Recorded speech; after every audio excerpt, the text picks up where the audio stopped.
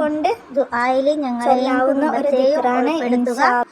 എൻ്റെ ദുആയിൽ നിങ്ങളെയും ഉൾപ്പെടുത്തും ഇൻഷാ അല്ലാ. അതുപോലെ യാ കാബിലു യാ അല്ലാ എന്ന് അസ്മാഉൽ ഹുസ്നയിലുള്ള ദിക്ർ പതിവാക്കിയാൽ വിശപ്പിൻ്റെ ബുദ്ധിമുട്ട് നീങ്ങിക്കിട്ടും. അപ്പോൾ നമ്മുടെ ജീവിതത്തിൽ ദാരിദ്ര്യം ഉണ്ടാവില്ല. നമുക്ക് അള്ളാഹു വിജയം നൽകും.